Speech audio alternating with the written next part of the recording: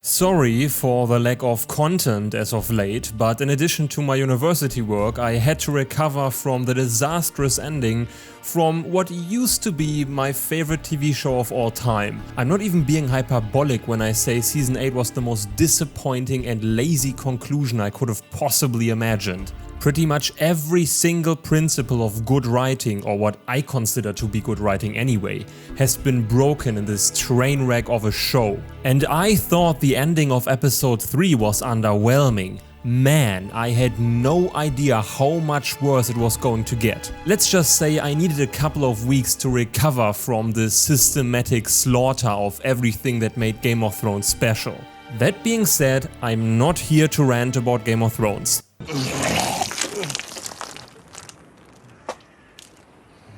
Quite the opposite.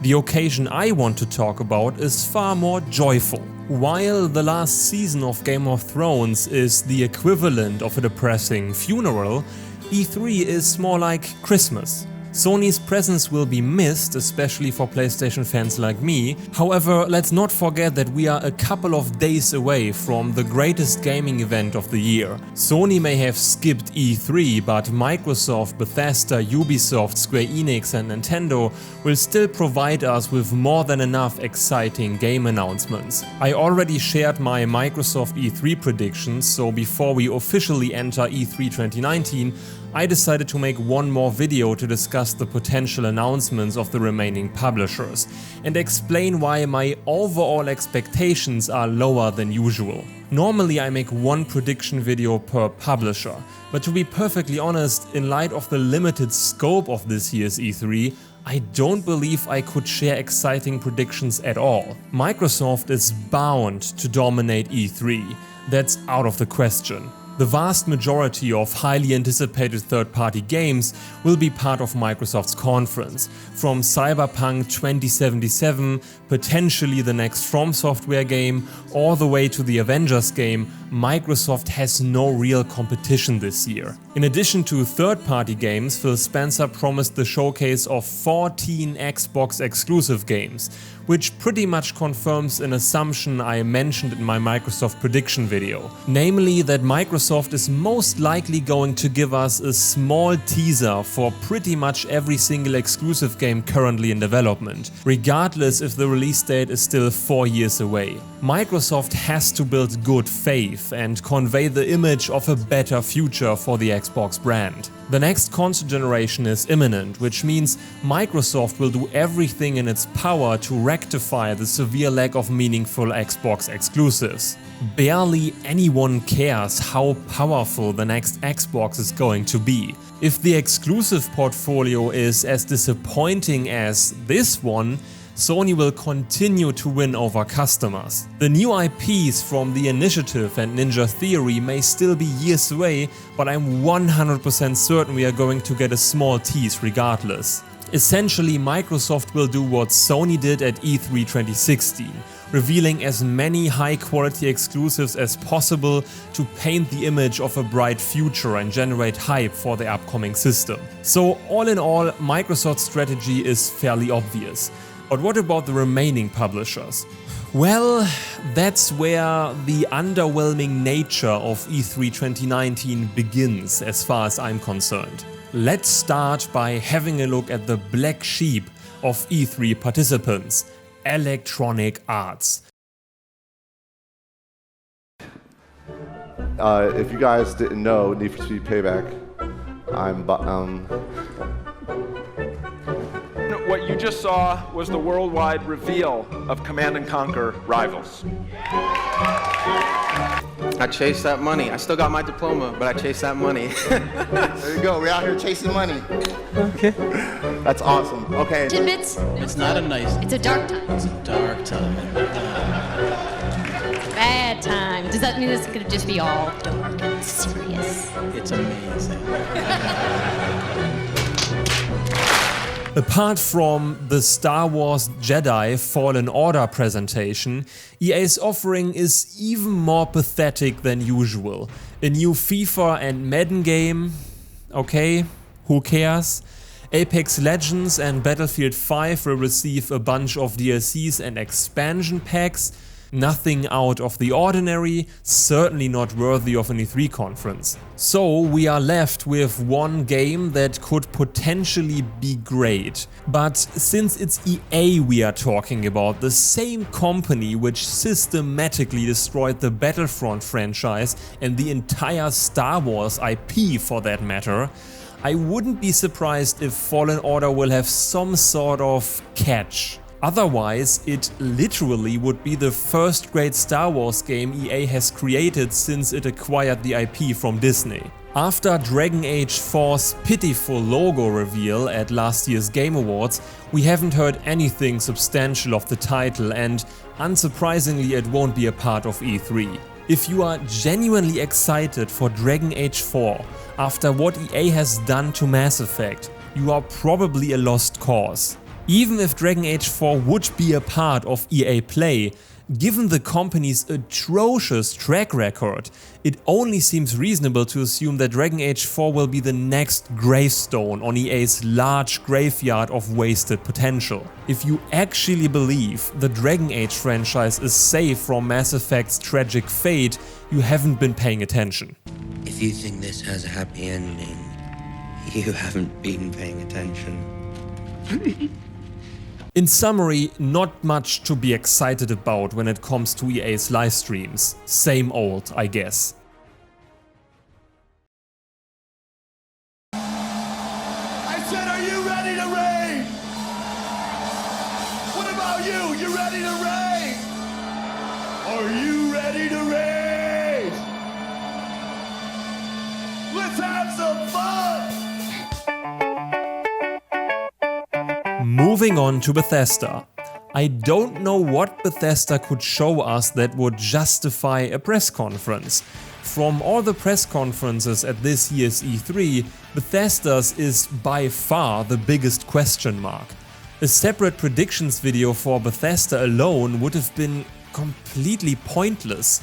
Frankly, I'm not sure why Bethesda is holding a press conference in the first place. We already know that Elder Scrolls 6 and Starfield won't be a part of the showcase, which all but confirms that the rushed reveal from last year was unnecessary and utterly pointless. Most of Bethesda's remaining developers probably aren't ready to reveal their next projects, leaving us with Doom Eternal as the show's main attraction, Wolfenstein Youngblood, and if Shinji Mikami's presence at E3 is any indication, the reveal of Evil Within 3 or a new horror IP is not out of the question. That's pretty much it. As far as I'm concerned, this doesn't deserve the title press conference. A Nintendo Direct presentation seems more appropriate. Don't get me wrong, especially Doom Eternal is one of my most anticipated games, but we already saw 20 minutes of gameplay. I don't know what they could possibly show to surprise us. Todd Howard will probably downplay the Fallout 76 fiasco, delivering a half-assed apology that's not nearly enough to make up for one of the most catastrophic game launches in recent video game history. I'm also quite certain that Bethesda will attempt one last effort to keep Fallout 76 alive by offering a major expansion and tons of new features which, had Fallout 76 been a good game, would have been there in the first place. Seriously, how can anyone trust this man? He was basically lying for 30 minutes straight. Hopefully Pete Hines has some cards up his sleeve, because if he hasn't, Bethesda's conference will be the shortest and most underwhelming conference of all.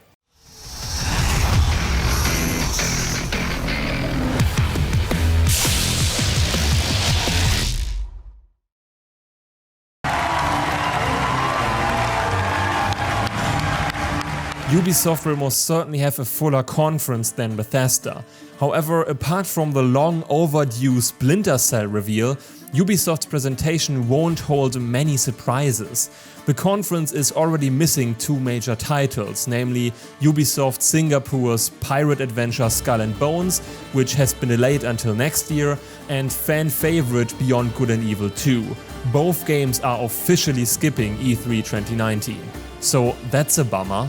I also don't see them reveal the next Assassin's Creed game because I believe Ubisoft is still very much committed to Odyssey. Besides, if Ubisoft plans to hold on to the release strategy of the last two titles of the franchise, the next Assassin's Creed would have to be revealed half a year before it releases. Both Origins and Odyssey were revealed at E3 and released during the holiday season of the same year. And as we all know, this year's holiday slot is already occupied by another major Ubisoft franchise. The reveal of Watch Dogs 3 has turned from an open secret to an official confirmation from Ubisoft. Of course, Ghost Recon Breakpoint will be an important part of Ubisoft's conference, and maybe another collaboration with Nintendo is a sure bet, given the reception of Mario plus Rabbids Kingdom Battle and the inclusion of Fox McCloud and Starlink. Oh, and at one point we will see dancing animals on stage, definitely.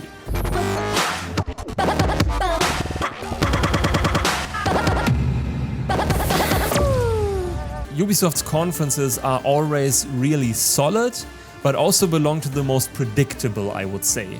If Splinter Cell isn't Ubisoft's one more thing, I'm certain many people will leave Ubisoft's showcase disappointed.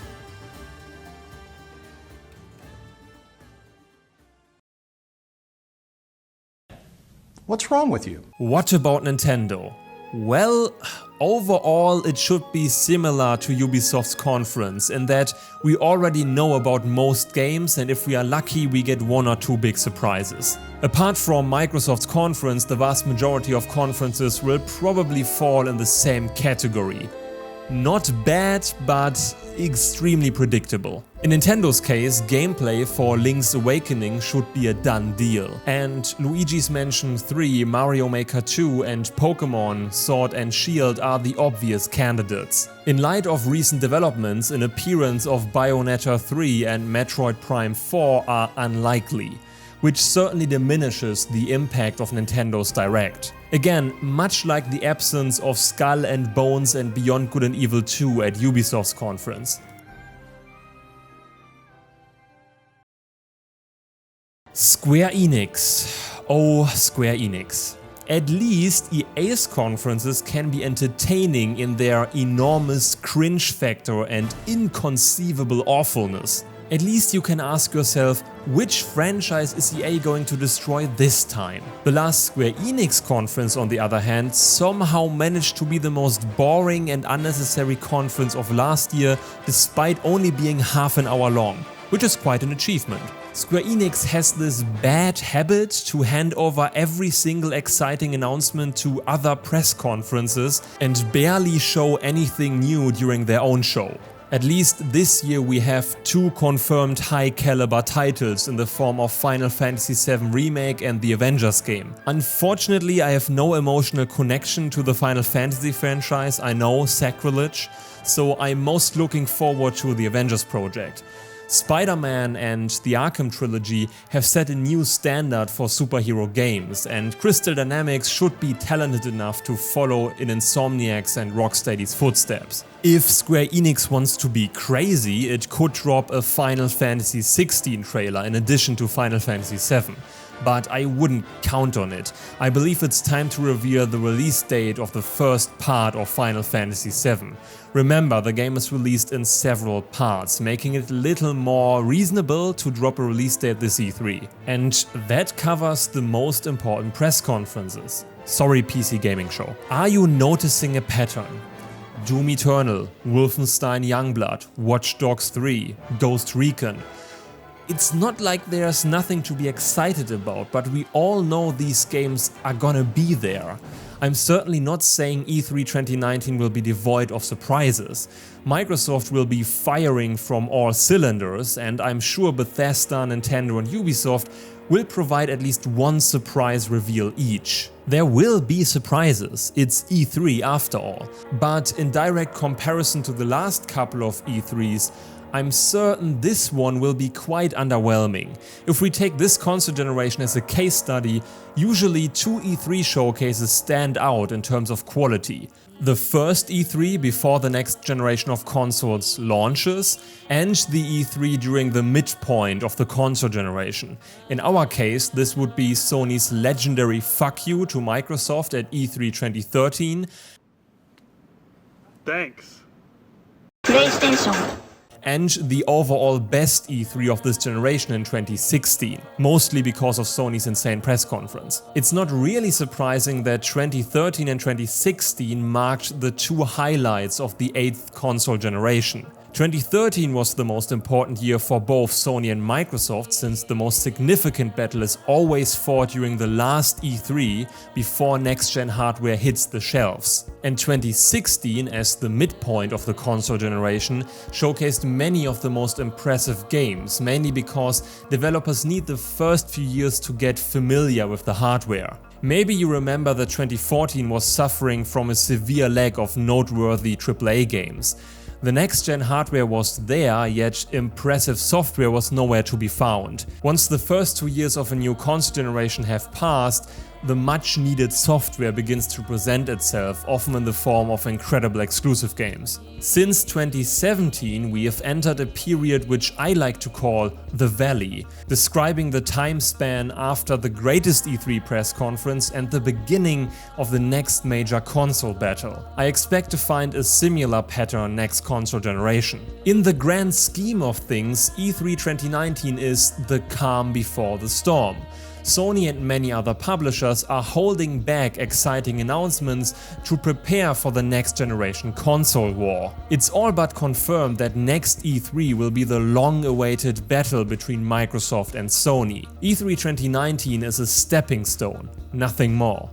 To be clear, it will still be worth our time, but don't expect a killer E3. If we take a look at the sheer amount of highly anticipated games that are already confirmed to skip E3, it's not too hard to understand why many of us might feel underwhelmed once the curtain closes. Next to games like Beyond Good and Evil 2, Skull and Bones, the new Rocksteady project, Elder Scrolls 6, Starfield, Metroid Prime 4 and Bayonetta 3, the lack of Sony exclusive games like The Last of Us Part 2, Medieval, Dreams and Ghost of Tsushima will lessen the impact of this year's E3 even more. That being said, I'm almost 100% positive that Microsoft's upcoming conference has the potential to be the best Microsoft showcase of the console generation. As the undisputed king of the current console generation, Sony can take it easy until the real battle begins next year. But if Microsoft wants to become a serious competitor in the console race once again, now is the time to build hype for the next generation of Xbox hardware. Sony's absence is a unique chance. All eyes and ears are focused on Microsoft this E3. It could end up being a way more productive E3 than I expected, but even if my concerns are justified, the fact that 2020 marks the beginning of a new console generation is more than enough to put a smile on my face. Before I end this video, I want to inform you about my E3 coverage. As many of you know, last year I decided to make a quick reaction video for each individual conference. And to be perfectly honest, I wasn't satisfied with the result.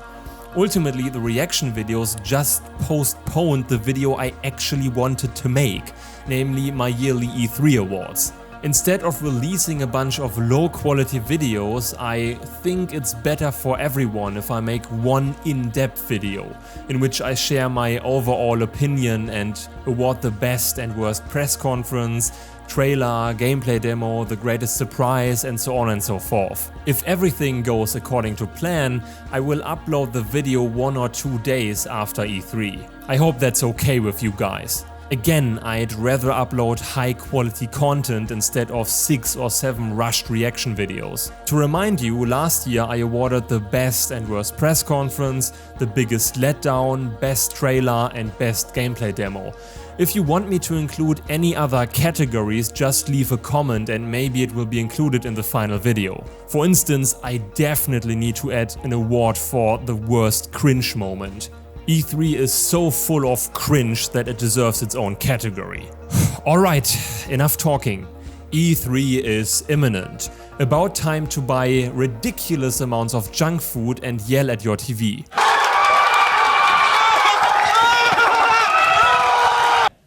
What's wrong with you?